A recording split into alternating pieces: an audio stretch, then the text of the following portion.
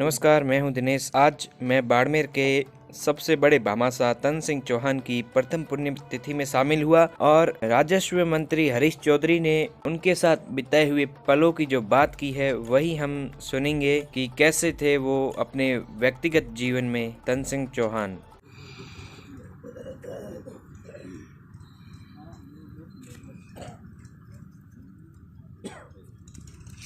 स्वर्गीय तन सिंह जी चौहान की प्रथम पुण्यतिथि पर सबसे पहले मैं तन सिंह जी को श्रद्धांजलि अर्पित करना चाहता हूँ और ईश्वर से मनोकामना करना चाहता हूँ कि जहाँ भी है उनकी आत्मा को शांति प्रदान।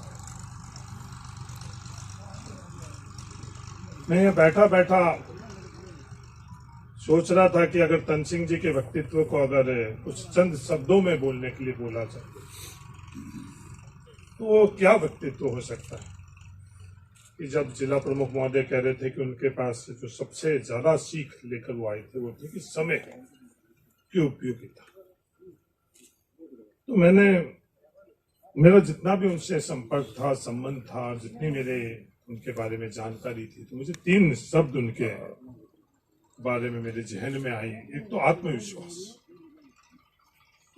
ये बहुत ईश्वर की देन थी कि उनमें आत्मविश्वास था। कभी भी ये नहीं उनके जहन में आया कि ये मैं कर पाऊंगा या नहीं कर पाऊंगा। अपने आप पर किसी इंसान को विश्वास होता तो उससे बड़ी ताकत कोई नहीं।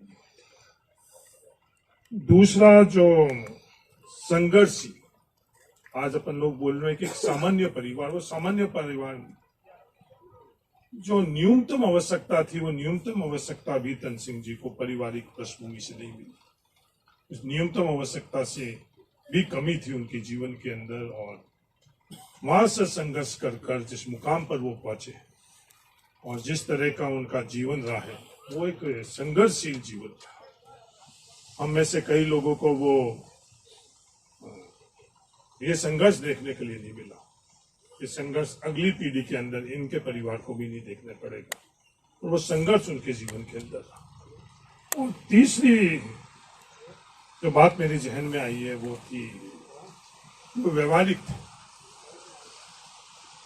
कि सिर्फ कोई आई बड़ी बड़ी बात करना, सिद्धांतिक बात करना, वो उनके जहन में नहीं रहता। जो व्यवहारिकता अपने समाज में है, जो परिस्थितियों में व्यवहारिकता, वो व्यवहारिकता उनके कोई भी इंसान की अगर सफलता का अपन आकलन करें तो उसकी अगली पीढ़ी वो अपना कितना जीवन में सफल है, असफल है, वो उनके अगली पीढ़ी जो उनके पुत्र होते हैं उनमें हमको देखने को मिलता है।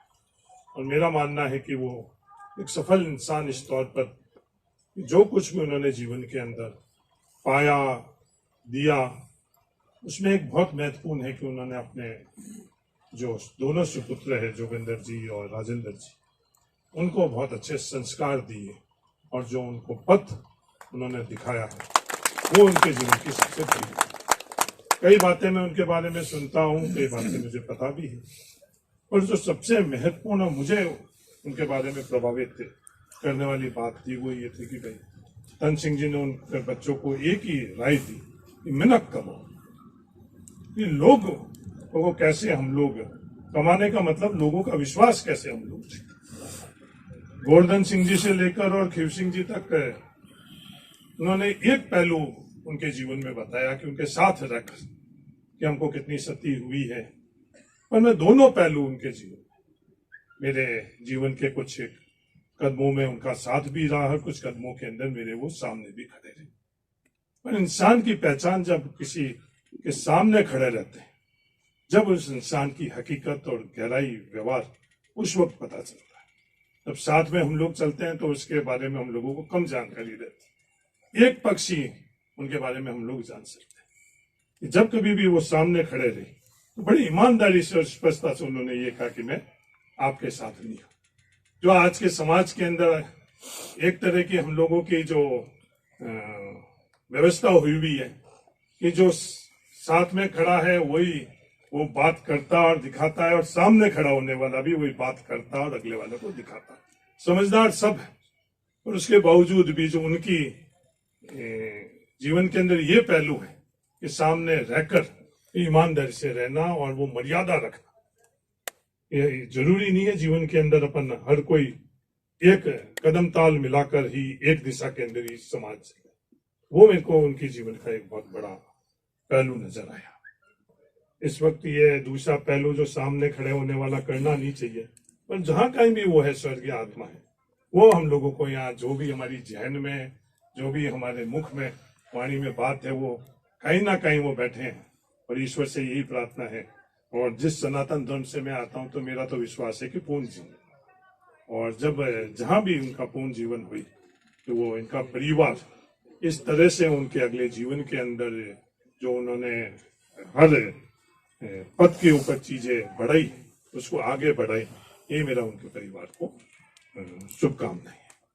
नंदी गौशाला के तौर पर मेवाराम जी जैन की और उनकी टीम की जो सोच थी, आज जब यहाँ आते हैं तो एक तरह की संतुष्टि होती है कि वो सोच हम लोग धरातल के ऊपर वो उसको एक मूर्त रूप के अंदर हम लोग देख रहे हैं।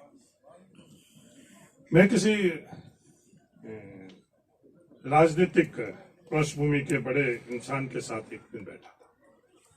मैंने ऐसे ही बात उनसे करी कि मैंने आप के पास तो रिलायंस, अडानी, अंबानी जैसे सभी पूंजीपतियों से संपर्क और संबंध है, आपने तन सिंह जी में ऐसा क्या देखा जिससे आपने तन सिंह जी के से आप प्रभावित हुए और अपने निजी व्यक्तिगत रिश्ते उनसे रखे? तो उनका यही मुझे उत्तर था कि उनमें सबसे बड़ी जो उनके व्यक्तित्व के अंदर जो पृष्ठभूमि थी कि वो चाहे उनसे किसी की बनती थी चाहे नहीं बनती थी, उनकी जो राय, जो हकीकत की राय थी, वो मेरे को उन्होंने जीवन में उस समय बताई। इसलिए इस आधार पर मेरे उनसे संबंध बने और विश्वसनीयता कायम हुई और वो व्यक्तिगत संबंध तक गई। तो कई ऐसे पहलू है उनके जीवन के अंदर, मैंने दोनों तरफ के उनके पहलू देखे। गोवर्धन सिंह जी ने भी देखे हैं, मेवाराम जी ने भी देखे, पर किसी ने उसकी चर्चा नहीं करी। और मैं चर्चा कर रहा हूं, मैं इनके जितना परिपक्व नहीं हूं, इसलिए मैं चर्चा कर रहा हूं कि दोनों पहलू जब देखकर मैंने देखा कि जो गहराई उनके जीवन के अंदर थी, जो संघर्ष उनके जीवन के अंदर था, जो अपनापन था, क्योंकि हर क्षेत्र के अंदर हम लोगों की प्रतिस्पर्धा रहती है और ये प्राकृतिक चीज है। अगर हम लोग कल्पना करें कि हमारी प्रतिस्पर्धा नहीं रहे तो वो एक अप्राकृतिक सोच है, चाहे व्यवसाय के अंदर हो, चाहे सरकारी कर्मचारी हो, उनको पता भी रहता तो बड़ी सरलता से रहता है। कोई व्यक्ति उनके नजदीक काफी रह रहा था और वो उसको बीबीसी के तौर पर प्रचारित करते थे, सब हंसते थे, तो कोई बोलता था साहब ये आपके पास आकर गप्पे बहुत लगाता है, जो सूचना है उसमें झूठ बहुत बोलता है। तो उनको पता, हाँ मुझे पता है, और उसका भी वो आनंद लेते थे और उसको भी जीवन के अंदर बड़ा हल्के अंदाज से उनके जीवन में बहुत रंग बिरंगे उनके पहलू। तो मेरे से ज्यादा आप लोगों में से कई उनके निकट में ही हैं, आप लोग जानते हैं। मेरा तो कम उनसे 98-99 से ही मेरा उनका संपर्क रहा है।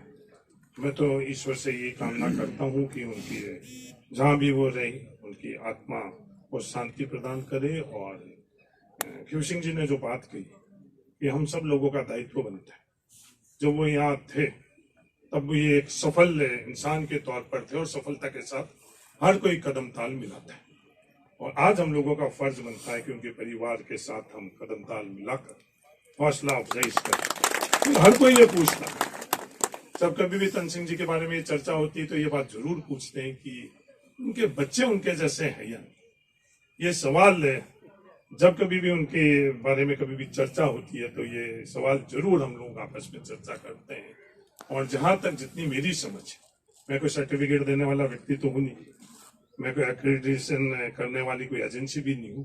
जितना मुझे अनुभव हुआ है कि उसी सरलता से, अपनापन से उनके बच्चे उन्हीं के दिखाए हुए दिशा में चल रहे हैं। हम सब लोगों का दायित्व बनता है, हम सब लोगों का धर्म बनता है। मैं धर्म इसलिए कह रहा हूं कि ये साधुवाद, धर्म, ये बड़े आजकल आम